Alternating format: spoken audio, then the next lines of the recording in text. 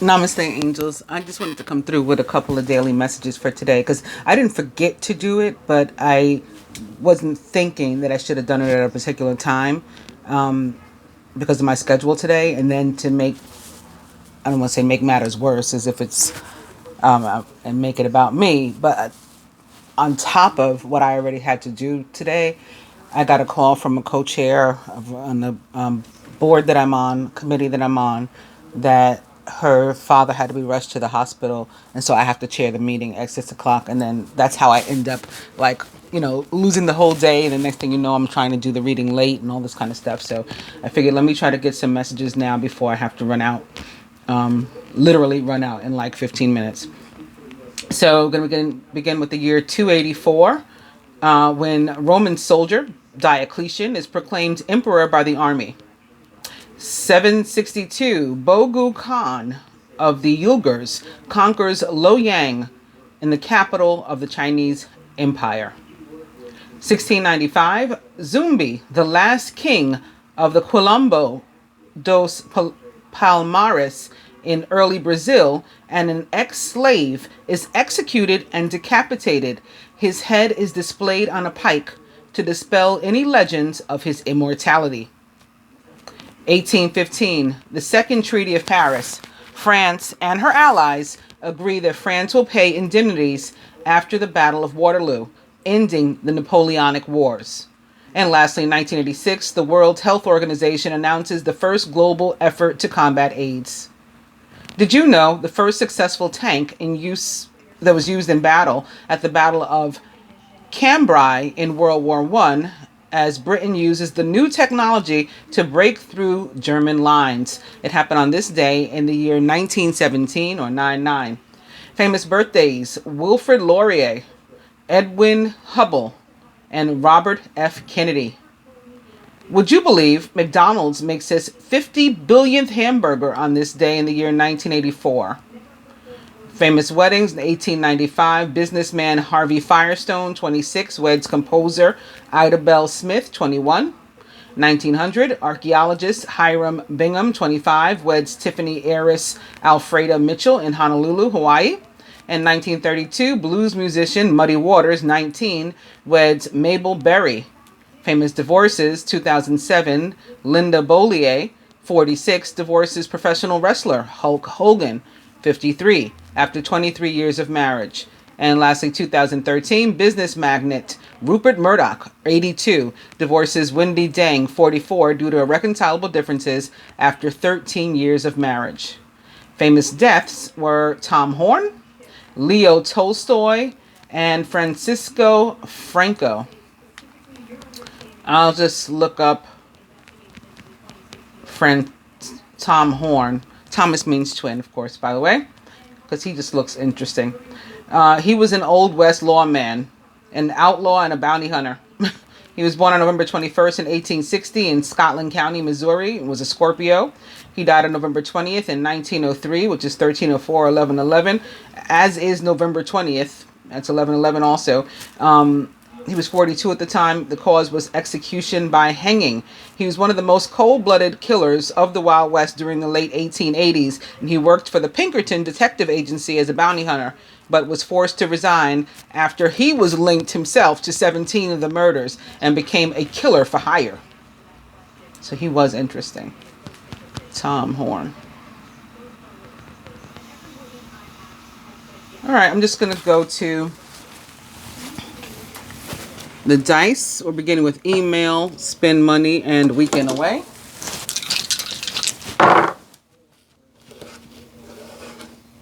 Spirit says sex again. 29. Uh-oh. And yes, excuse me. So spiritual partnership, positive affirmation, and sex. Sounds interesting.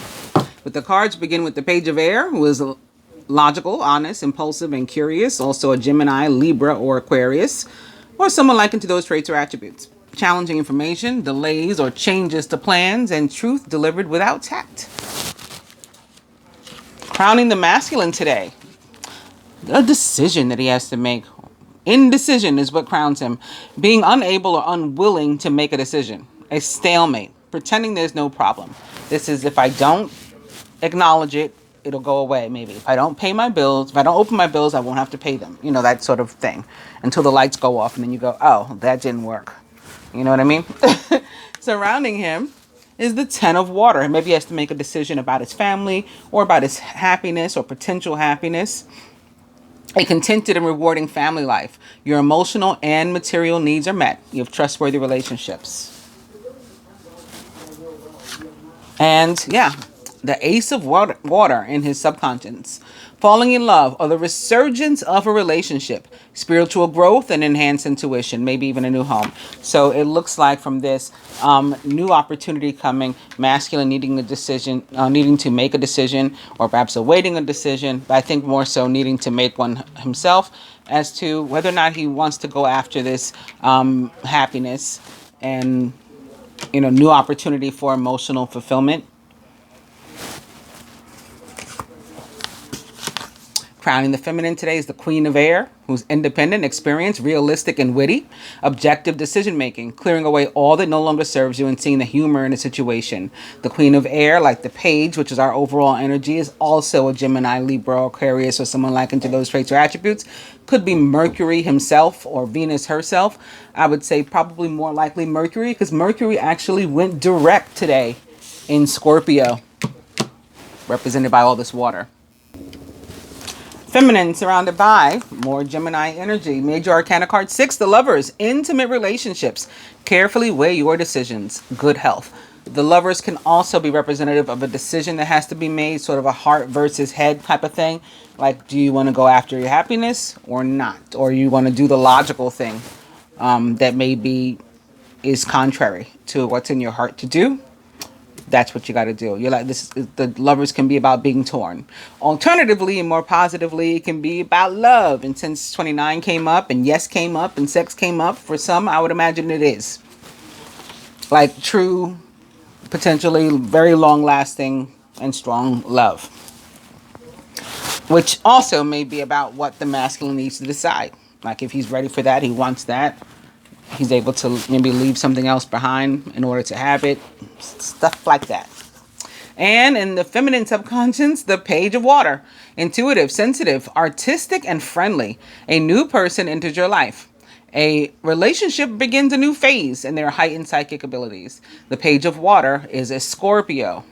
Like I said, Mercury went direct in Scorpio today. Pisces or Cancer or someone likened to those traits or attributes. Could be a child with the Page showing up, or perhaps someone younger than whoever the Queen represents. They each potentially represent an actual person since they are court cards. Also, Pages bring news. This one brings news of emotional happiness, fulfillment. He could be the bearer of the yes that turned up in the dice. You know, something in the affirmative. Or this could be something that's going to make someone else happy coming from the feminine. Maybe she's the one, for example, that's providing the masculine with an opportunity. And it's something to make her happy, put a smile on her face, potentially make him happy, put a smile on his face, which is reflected by these cards here. Crowning. Four of Water. There's a potential to miss out on that opportunity, however, to let it pass you by. Missing an opportunity, discontentment or boredom. Open your eyes to the possibilities. And that may be with the Two of Air or Swords showing up here, because the decision that the masculine has to make or is awaiting, whoever has to make the decision is potentially concerned with what others might think, society may think, you know, what the rules are in the world. And so he may hurt himself, miss out on an opportunity himself for the sake of an image, or to do, you know, what is right based on societal norms. At the root, a foundation, maybe because, again, it could be a May-December relationship, for example. That's one of the possibilities. Someone, an older female, younger male, maybe. At the root, foundation, the Queen of Fire. So it's another character. This could be another person that's involved. And maybe that's the thought. What is society going to think if, you know, this other person is left out, or if I move toward this other person, or whatever the case may be. Queen of Fire also, of course, the quintessential divine feminine of the tarot, so it could be representative of her.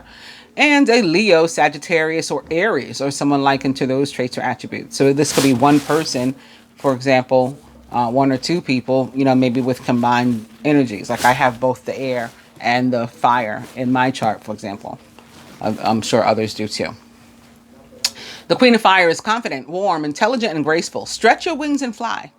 Don't underestimate yourself. Assert your independence and creativity. And at the heart of the matter, the Two of Fire. You've come into your own. New partnerships or contracts continue to move forward. This is what's at stake. A partnership, could be a friendship, a business partnership, a romantic partnership, maybe even a true, like I said, true long-lasting love, soulmate relationship, twin flame relationship, represented here by the Two of Fire, about which the decision is being made. What are we going to do? What are we going to do about this friendship? What are we going to do about this business opportunity that's going to make us both happy? Maybe a job with which we could fall in love. Or what are we going to do with this romantic relationship? There was a song like that too, like what are we going to do with this love? Now that we found love, what are we going to do with it? That may be the question, actually. And I need to decide just that. With the dice also suggesting 29, which this Two of Fire represents, spiritual partnership, and sex and stuff. It looks like some people, again, will choose, and yes, right, the affirmative yes. Some will decide, yes, that's what I want.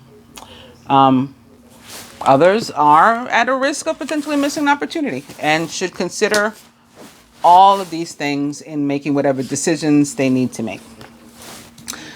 This is further evidence of indecision, the masculine's advice card, Major Arcana card 12, Awakening, or the Hangman. This can be like, well, you don't know what to do and you're just sort of like in limbo. Look at things from a different perspective.